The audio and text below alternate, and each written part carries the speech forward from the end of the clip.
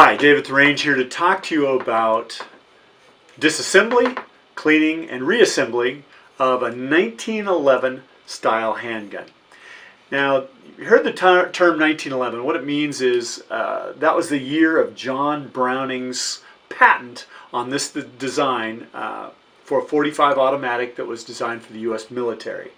It became the U.S. military sidearm in 1912 and was in one of two configurations, the 1911 or the 1911A1, until 1985 when it was replaced by the Beretta 92. They were initially made by Colt for the U.S. military. There were some other manufacturers, the Springfield Armory, Remington UMC, Remington Rand, Singer Sewing Machine Company, Union Switch and Signal, Ithaca, all made 1911 handguns for the U.S. military. Today, they're made by a number of companies. This is by the company Springfield, this EMP in the Commander configuration. The Commander configuration is a shorter slide. Sig Sauer makes an excellent 1911, this one right here. Smith & Wesson makes this 1911. Kimber makes this one. This is actually the firearm I carried on the Yakima Police Department SWAT team. Excellent handgun. And probably one of the finest 1911s out there is a Wilson Combat 1911. So they're very popular, made by a ton of companies, and we're going to show you how to take them apart, how to clean them, put them back together. Now, some of the tools that you'll need, some just basic cleaning supplies. One thing that you may want to have if you have a precision 1911, something that's very tight, is a barrel bushing wrench. And I'll show you how to use that in a little bit.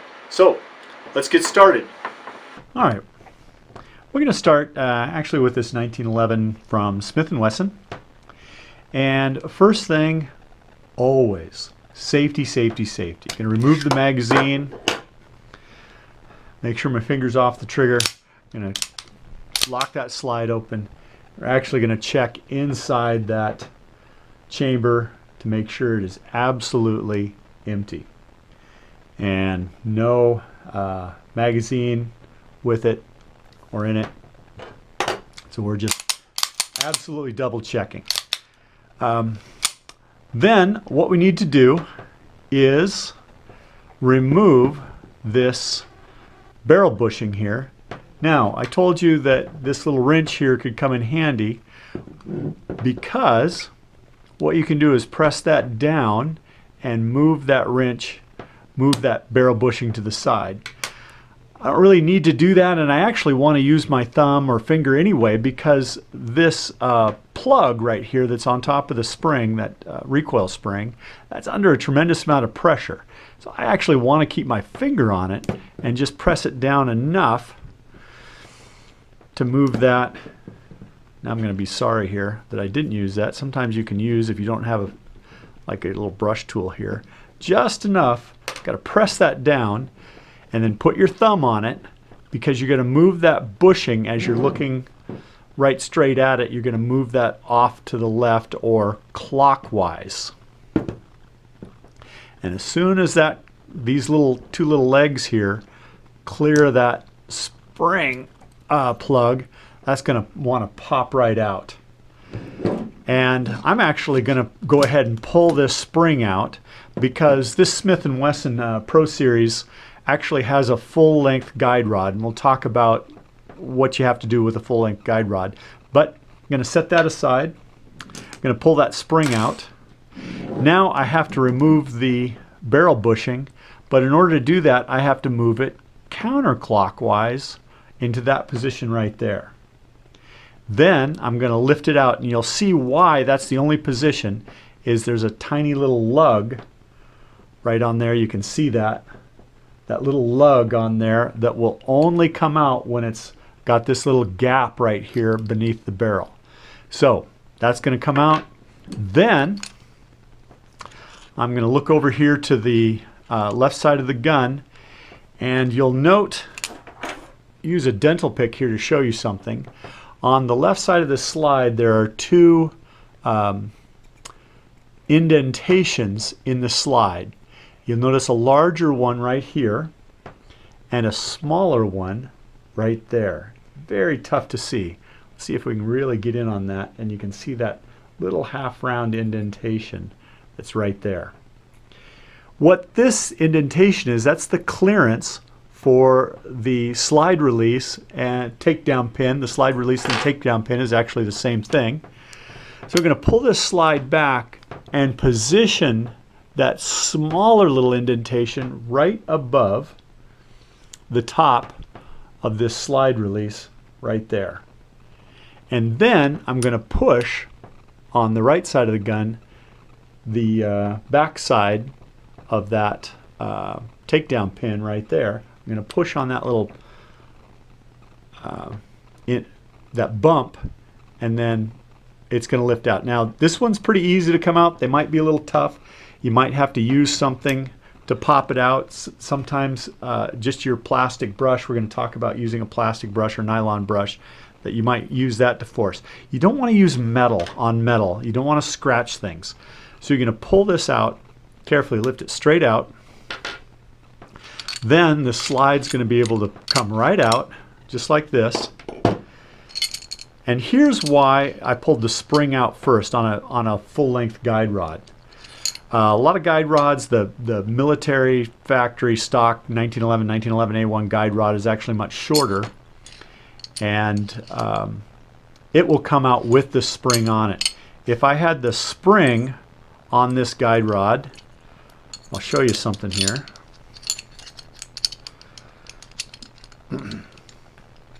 And if you ever get really frustrated with why your guide rod's not coming out, now I've got the spring on the guide rod. Again, most of the typical mil-spec 1911s, that guide rod will come right out with a spring. However, on a full-length one, I can't get it out with that spring on. It just won't create enough clearance to get by this barrel length over here. So I got to pull that spring, and then the guide rod will come out. So if you're familiar with striker-fired guns, Glocks, M&P, the like, you know you can just pull that barrel out from toward the bottom, and it'll lift right out. But in 1911 it doesn't.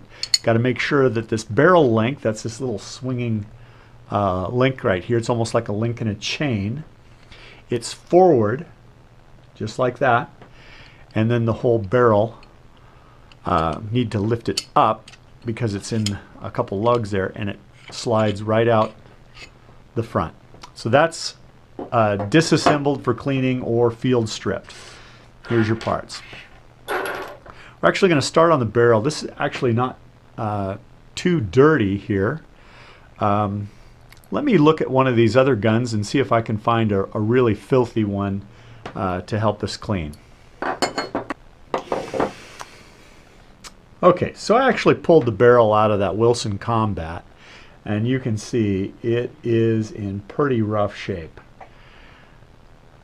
So just give you an idea how bad this is.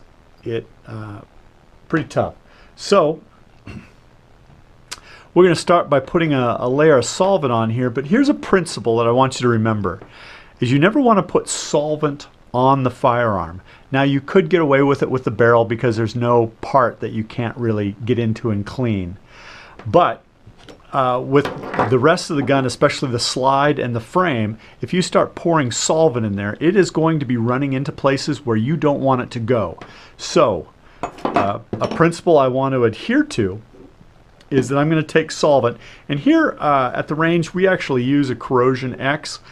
This is a one product that does everything. It's a solvent, cleaner, and lubricant. A lot of people are very suspicious of products that do everything. Well, it does great for our firearms because they are used constantly on a rental counter. If you were going to clean a gun and you store it for several months or a year, you're going to put it away in the safe, I wouldn't recommend the Corrosion X other than for just cleaning. I would recommend that after the cleaning or solvent or whatever that you use just a high quality gun oil, like this Hoppy's lubricating oil. But again, we use the Corrosion X, it works great. But just a principle, if you had a solvent or a cleaner, you want to put it on the rag. I'm going to put pretty liberally on this rag here, and then I'm going to introduce that solvent to the gun part. Now I've got everything pretty wet, and then I can take my toothbrush here and start scrubbing some of this. Now you'll notice I've got a nylon brush here. It has two ends, a little tiny end and a big end. And with a nylon brush, you can pretty much just go at it and scrub it however you want. This brush I can even stick down in the chamber a little bit, and that brush is going to last a while. Now if this brush was a brass brush, you really couldn't do that. You can't scrub with a brass brush because it'll just break the bristles. You need to move them in one direction. And so you have to be careful when you have a brass brush. The brass brush can be a lot more aggressive, and you can get a lot of things clean quicker with a brass brush, but you also have to be careful about how you're doing it and whether you're breaking off bristles and it's getting into the gun parts. So after I brush it, I can wipe the surfaces down, get that gook and solvent or cleaner out of there, and it's a huge difference right away. Works pretty good. Now I'm going to have to brush the chamber here. There's two ways or two pieces of equipment that I can use. The cable or bore snake type of barrel brush, or just the typical rod. If you're using a rod or the bore snake, the principle is you want to approach it from the breech or the back. The middle of this brush is a piece of steel. I don't want to be clanging that piece of steel as I'm heading in here and scratching the crown of that barrel. So I want to come from the back. Now a lot of really purists will say run that brush through and then pull the brush off and and then reattach it. It's a 45 auto. It's not an Anschutz Olympic gun. You can just brush it through both ways. Maybe even put a tiny bit of solvent on the brush. This is a nylon brush. You can use a brass brush. I find if you're shooting copper jacketed ammunition, all you really need is a nylon brush. If you're shooting lead, then you will have to have a brass brush, and you will have to be pretty aggressive with that brass brush to get that lead out. But we just shoot copper jacketed stuff in here, so we're just going to brush this several times with that brush. I do have a brass brush here on my cable, and I'll show you how cool the cable is, and this will help for all you purists out there that really want to only have it brush one way. It only goes one way. You pull it through. Stick it through, pull it through. Stick it through, pull it through. Works great. And the nice thing about these cables, especially this one from Otis, is it has the eye of the needle on this for what you need next, which is a patch. So we're going to put a patch on there. And I'm doing this pretty quickly. In order to run the patch, though, I've got to take off this brush. And then I'm going to run the patch through. Now I could put this end on the rod and do the same thing. But I want to pull this through, kind of twist it, especially in that chamber. Run it through. Run it through several times. I could put a little more solvent on this patch and run it through until the patch is clean. I'm going to look down through that barrel, and it should just be a nice clean. I should see shiny surfaces on that rifling there. Give it one last wipe down. Check this this barrel length to make sure that it's free, it's loose, it's not coming out. The rivet holding it in is not coming out. These top lugs are nice and clean. It's good to go. So then, I'm going to do the slide here. The really important part of the slide is the bolt face. That's this area right here. That's where the back side of that round actually touches. And so we're going to do the same thing. Is I am going to take some solvent, cleaner, put it on the rag, and then wipe it all around on those surfaces. Again, not putting the solvent directly on the gun, putting it on a rag, and then wiping surfaces. Now once I've got a coating of the cleaner, the solvent on there, I'm going to go at it with my toothbrush and get in there. This is where you really need a nylon brush because you do have to scrub, and the nylon is great for that, getting especially all in these corners in here, getting these rails. There's the locking block indentations on the slide. This small side you can get in there and clean, scrub this part out. I can put a little bit more solvent on my brush if I need to and get this all kind of just wiped down, and it's a mess. And I especially want to pay attention to, if you look right here, here's the extractor. Now Smith & Wesson has an exposed extractor. Most 1911s have an extractor that's actually just hidden inside the slide there, but they're all going to have the same end on it right here. There is a tiny little claw right here at the end of the extractor. I don't know if you can kind of see it there. What that claw does is grab the back side, the casing rim, and pulls it back out. So it locks that shell casing in there, pulls it back out, and as it's pulling it back out, the left side of the shell casing hits this part here. This is the ejector. And so it hits the ejector and flicks the brass out. Well, because this is kind of sealed on four sides here, you can get gunk in there. So when I take my brush, there's my brush, I'm going to sort of tilt that brush to get underneath that extractor claw to make sure that that's all clear. So done that, now I'm going to wipe down all these surfaces, get that goo that I loosened up with the solvent, and I'm going to take my rag here and make some corners so that I can get inside these kind of tough to get into rail areas here.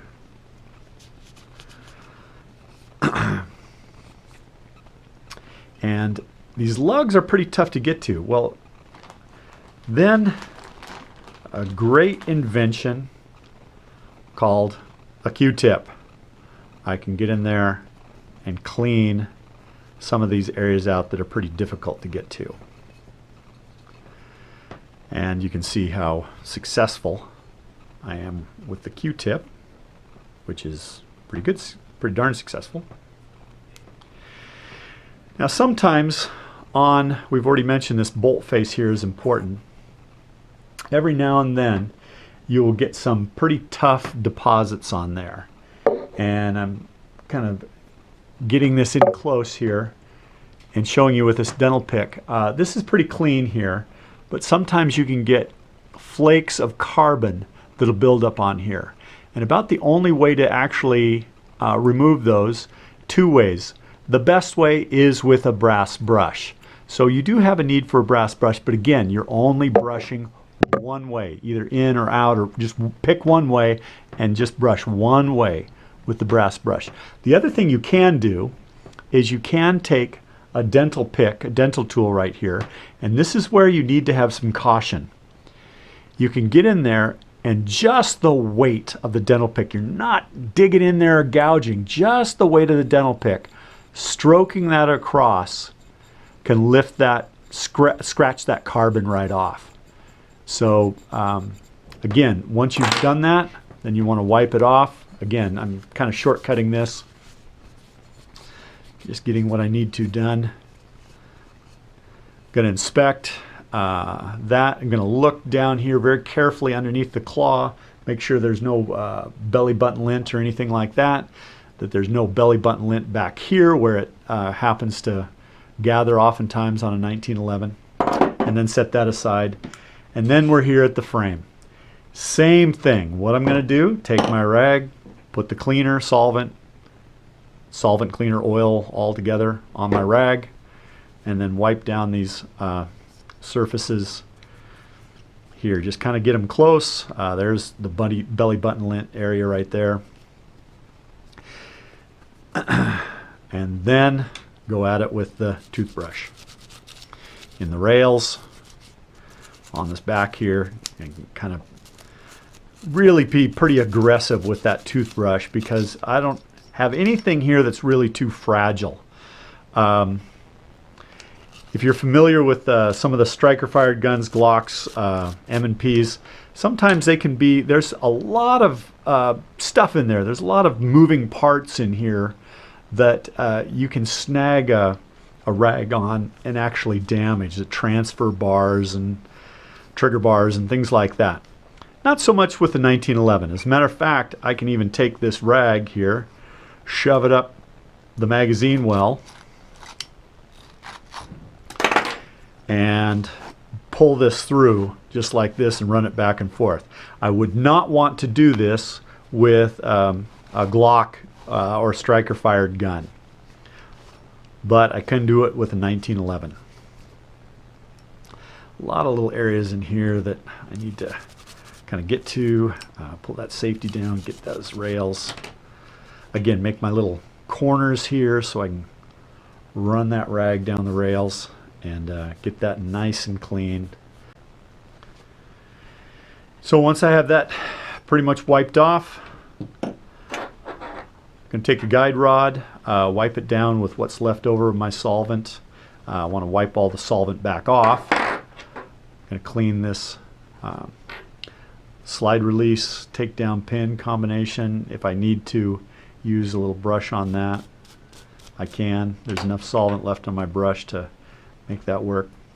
I'm going to look at the barrel plug, clean that if I need to. The barrel bushing actually does get pretty dirty. I'm going to need a little fresh cleaner for that. And going to get inside and get this all nice and clean again.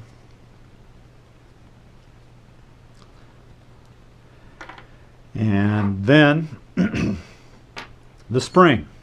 Spring's pretty easy. I don't want to, I just want to wipe the spring off. So I'm going to hook it in a corner of my rag, get my rag kind of tied around it, and just screw the spring through a dry, clean portion of the rag. You get it. I'm going to go all the way through. Now, it's all clean and it's ready to lubricate and reassemble. So, as I mentioned, we do use Corrosion X for lubrication as well. Again, if you're going to store your guns or you're going to have your guns not being messed with for months and months at a time, I'd use the light gun oil. But we're going to use the Corrosion X. Now, typically, it's hard to see on this Smith & Wesson because we've got a stainless finish here. Let me grab this Wilson Combat with the blued finish. It gives you a little more indication here as we're looking at these rails on this blued finish here.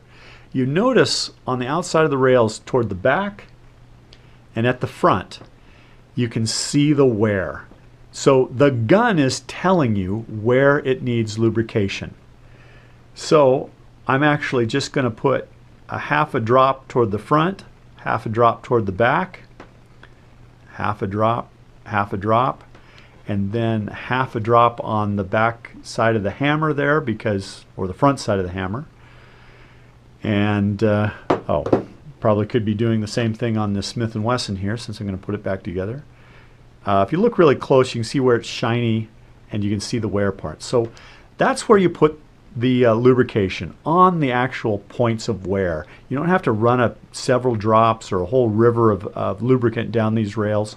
Just a half a drop where you see wear, and that's typically only going to be about 5 places on this frame. And then I'm going to take this guide rod here and put about a drop of oil on the guide rod and just take my fingers and smear that oil around the guide rod. And then I'm going to take the barrel here, put a drop of oil on the barrel, and smear it all around, both on the barrel and back here on the lugs. And that's it. That's all the lubrication it needs. So it's time to reassemble this. Again, this barrel length, actually it doesn't matter where it is because it's going to get put in the right position once you start it in there. Slide that back in there like that. Then I'm going to take the guide rod and stick it in there. And I'm not going to put the spring in yet. I'm going to assemble the slide to the frame first.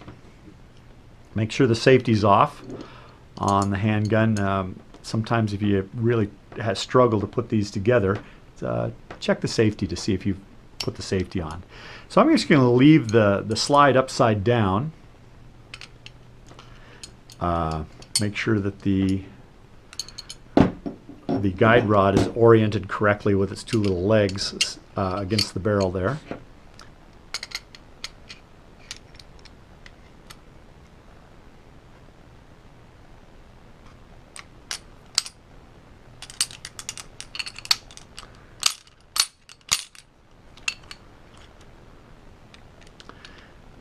Slide gets all the way on there, and then pull it back. Sometimes you'll actually have to fight it a little bit because the guide rod will move around and will lock the slide up. Again, if it's getting stuck, make sure your safety is down, and then you can kind of change positions to get that guide rod into the right position so that it moves back. Again, I want the smaller of these indentations on the slide lined up with right where this square box is, and then I'm going to start put the takedown pin slide release in there.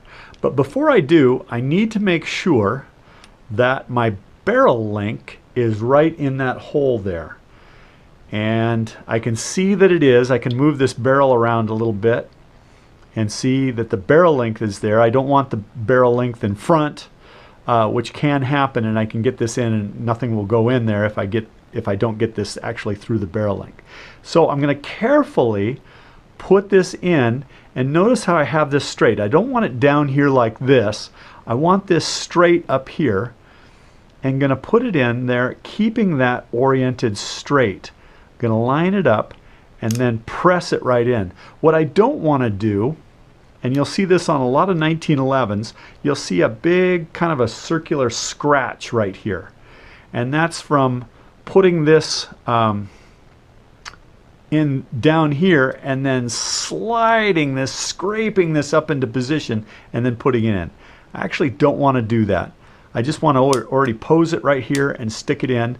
Sometimes you might need like a tiny little fine watch screwdriver or something to get in there and get that plunger started back so that you can put it in straight and not leave that telltale scratch right there.